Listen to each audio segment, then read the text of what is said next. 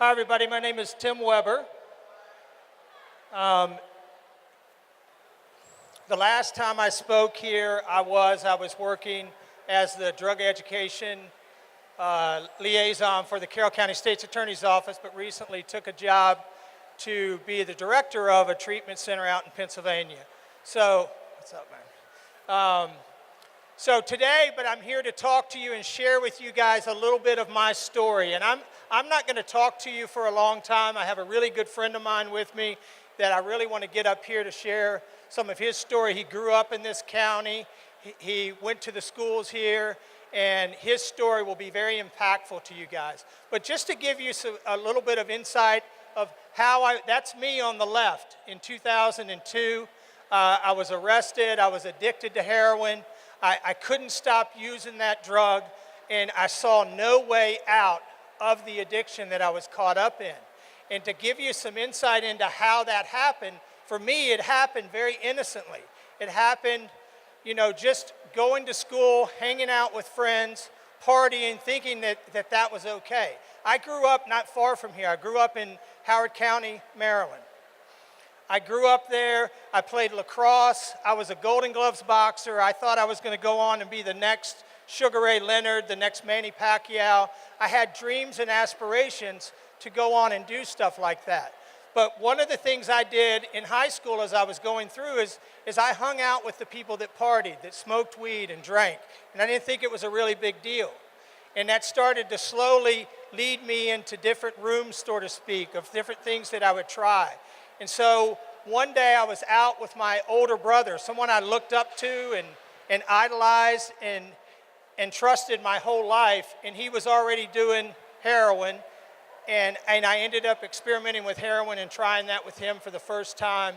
And from the time I tried that at the age of 19, 20 years old, it took me 12 years of living like that person on your left to try to get out of that. It happened very innocently. I can tell you, no one ever thinks that they're going to become addicted to heroin or addicted to hard drugs. It happens very innocently. It happened for me with a red Solo cup and a blunt, with a red Solo cup and bong hits, and thinking that was okay because I thought everybody else was doing it. It turns out I am an alcoholic, I'm a drug addict, and when I put that stuff in me, I no longer have the ability to say no. Toward the end, like that in that picture, I was overdosing. I was overdosing left and right. I had 4 overdoses in the last 3 or 4 months of my active addiction. And I mean overdoses like you guys have probably heard about in our county, where I had to be brought back and revived. I wasn't breathing. And luckily, on November 8th, 2003, I was able to get up from the last overdose, walk into a hospital, beg for some help, and then walk into a treatment program in a sober living home and turn my life around and be able to start doing what I get to do today, which is go out and share my story and hopefully help others from going down that same road that I went down. It is very prevalent in our county, the drugs that are here, and again, I cannot stress enough how innocently it happens. When I first walked into a room and started shooting drugs and doing harder drugs, the people that I was hanging out with looked just like me. They were clean cut, they were going to college. It didn't seem like a big deal. Maybe all of those people in that room, it didn't affect how it did me. For me, it landed me with a mugshot and living in and out of jail for the better part of 12 years of my life. We are not here, and Travis will stress this as well, we're not here to just give you a just say no message. We're here to tell you our story, our truth about how innocently and how easily it can happen and how it happened to us, and then ultimately what we did to come out of it. I always do this, and we did a school program. I'm not involved in it. Brittany's involved in it and does it this year. I'll always ask, and I want to ask you guys, if you're comfortable, just want to ask how many of you in this room know someone that has had an overdose? Maybe not somebody that's just died, but somebody that's had an overdose or somebody that has a problem with that. And this is And this is eighth grade, and that's how many people. I mean, everybody sitting up front can't look behind, but there's a whole lot of hands going up. I can tell you, if you ask that question when I was the same age as you guys, there would be no hands going up. That just gives you an idea of how serious this can be. So I'm going to have my friend Travis come up. He's going to share with you in a little more detail about his story and how he went from the person he used to be to the person he is today, here sharing a message with you guys. So I want to thank you guys for listening to me, and I'm going to have Travis come up.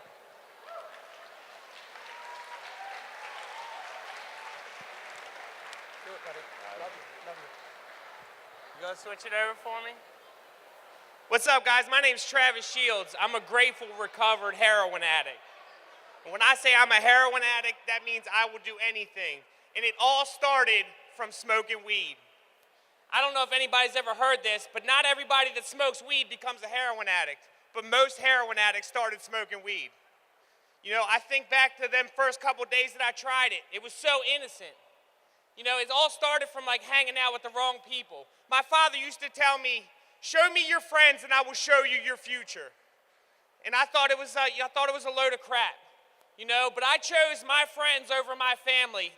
I had an awesome family. They tried to show me direction, the right thing to do, but every chance I got, I chose to hang out with the wrong people. So I started smoking weed at an early age. You know, I was probably 14 or 15, and it was so innocent, and I thought I was having a lot of fun. And then the other stuff started coming up, and somebody was like, try this Xanax, you know, or try these mushrooms.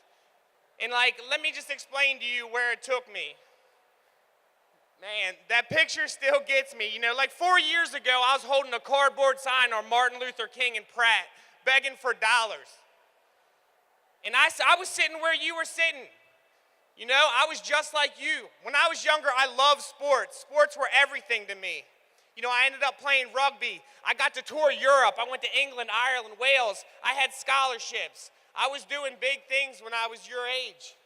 And I thought I was going somewhere. But like I said, I started smoking weed and I started eating them pills. And like all them dreams and ambitions went away very quickly. I chose my friends and that lifestyle over everything good that I had in my life. And I did it just like that. You know, and I think back to when I was your guys' age and I heard people like me talk, and I always said it's not going to be me. You know, and it's crazy. I almost like, you know, it really gets me where you guys are at right now, because like everybody in this room, you all have the strength. You all have the power to choose, you know, to stick with the people that are doing the right things. You know, because you're going to be around it. Somebody's going to offer you weed. Somebody's going to offer you to go drink, and they're going to make it sound really fun. But I'm telling you, everybody in this room has the power to say, I'm not going to put a drink or a drug in my body.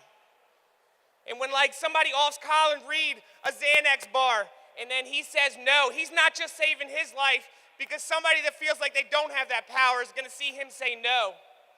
And that might give them the power to say no. See, when I came around recovery and started to get clean, I thought I was all alone, because my whole lifestyle, every single person I've ever met and like dealt with were all doing the wrong thing. They were all drinking and drugging. And I felt like I was the only one not doing that. But like after a couple days, after a little bit of time, I started to get a couple more friends that we woke up on a daily basis and chose not to put a drink or a drug in our body.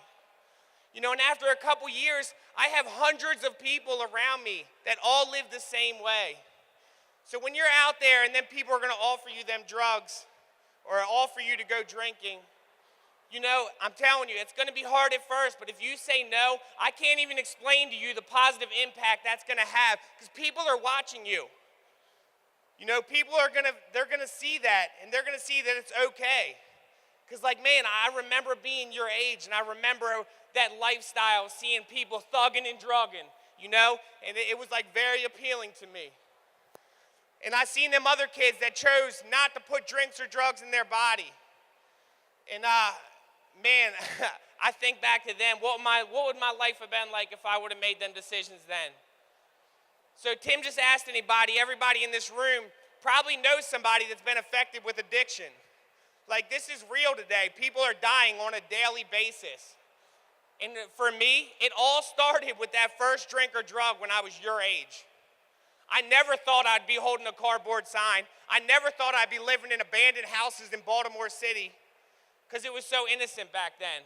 But I'm trying to tell you how easy this will happen. And them chains of addiction are so light until they're heavy enough that you can't break them. You know, I lived this life for years and years because I couldn't find a way out. And I can remember the first time I smoked weed. I can remember the first time I drank. And if I would have seen the pain that comes along with that, I probably would have stopped right there. But like, you know, everybody made it look so fun. I'm here to tell you that's not fun. I can't even explain to you the pain I went through in these times. You know, and I'm here to tell you it doesn't have to be like that for you.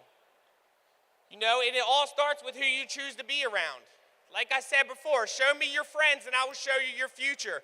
If you guys choose to hang out with the right people, it'll make it so much easier to get through life. So when it comes to the time, and it will be a time somebody's gonna offer you a drink or a drug, you know, it's gonna make it so much easier for you to say, no, that's not for me. I'm choosing a different way of life. You know, and even if you're in this room, I'm sure you guys know people that are drinking on the weekends. I'm sure you know people that are smoking weed. It doesn't have to be you.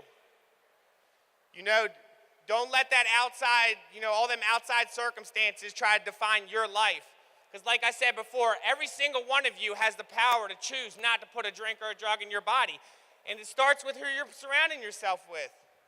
So if you know something's gonna go down and you just choose not to go out there that night, you could be saving yourself a whole lot of pain. And not only just yourself, see, when I'm out there drinking and drugging, I'm not just destroying my life, I'm hurting everybody's life around me. And people that love me the most get hurt the worst. You know, I couldn't tell you how many times my mother would be crying, begging me, you know, to stop, begging me to get clean. But I said, Mom, you're just overreacting. You caught me in a bad time, in a bad way, on a bad day. Overreaction at best. Everybody my age is doing what I'm doing. You know, I lived in that delusion. And I destroyed my family's life, man. I have great parents. They love me to death. The only thing they ever wanted was me to not drink and do drugs. But I chose a different way. And I went through 15 years of heroin addiction because I chose to go that other way. I always said it's not gonna be me. I'm different. I think I'm gonna do something a little different. I'm smarter than them other guys. I have things going for me. I have scholarships. I'm going to college. I'm gonna play professional rugby. I truly believe that. But when it came down to it, I gave that stuff away without even thinking twice. Take it. And it's just crazy to me how much it got me wrapped up so fast. Because it progressed really fast. It started just smoking a little weed on the weekend.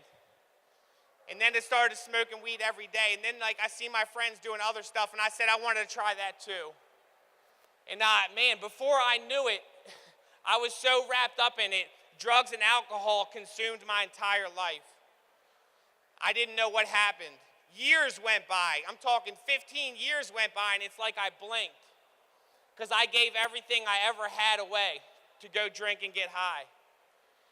You know, and like I said before, man, there's gonna be a time where somebody's gonna offer you drugs, or they're gonna offer you to go drink.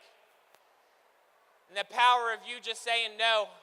And I'm not even asking you to say no at the time, I'm asking you to make a decision right now to live a different way than you see them other kids living. Make a decision right now, so when it gets to the point where somebody asks you that, you'll know in your mind, I already made a decision. I'm not gonna drink and do drugs. I've seen what it did to other people's lives. I'm sure you guys all know people affected by the disease of addiction. You watch it destroy their lives. And I'm sure some of you are sitting out there saying, that's not gonna be me. I'm just gonna smoke weed. I'm just gonna eat Xanax here and there. I said that too. You know, so I'm asking you to make a decision. If you truly don't wanna drink and do drugs, if you truly don't wanna end up like that guy you see there on that picture, make a decision right now. That it doesn't have to be that way. It's not cool, man. I used to think like drugging and thugging, like I said before, I used to think it was cool. Let me tell you, man, that pain that comes with that life is not cool. And man, it's awesome that you guys are here and like you guys actually get to experience stuff like this, you know, because like 15 years ago, we didn't do stuff like this. But we're trying to get this awareness out there today. You know, stopping the problem before it starts. And I'm telling you, you don't have to go through the pain that I went. Just look at my picture up there. I was just like you guys. I had dreams. I wanted to do big things. And it all started from smoking weed and drinking that one time. And then I did that, and I had a little bit of fun doing it. That fun didn't last. Man, and I'm talking 15 years of pain came right behind that. So after you make that decision and somebody comes to you and you choose not to put a drink or a drug in your body because it's going to be different, I'm telling you, you don't need to feel that pain. Use mine. You know, so after I in and out of jail, multiple times, it came to a point where I had to make a decision for a new way of life. And it was pretty much because I was all out of options. I had nowhere else to go. So I surrounded myself with people that were staying clean. You know, I keep myself surrounded by people that expect more out of me than I expect of myself. I'm telling you, I stick with the winners today. You know, my friends today are like, if I'm hurting, they're like, come shine with me. You know, them positive friends will get you so far in life. And I'm sure you know who they are, and I'm sure you know who they're not. You stick around them positive people that are doing the right thing, that have them goals and aspirations.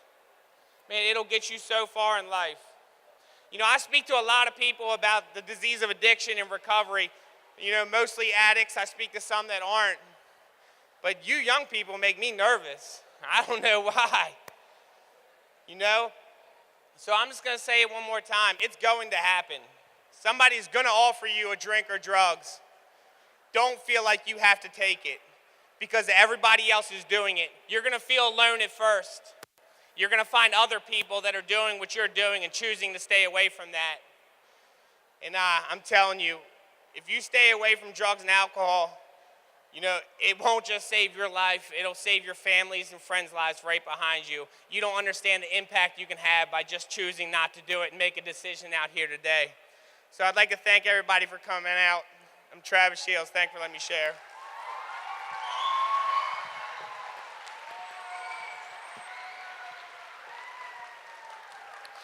Hey, I want to leave you guys with this.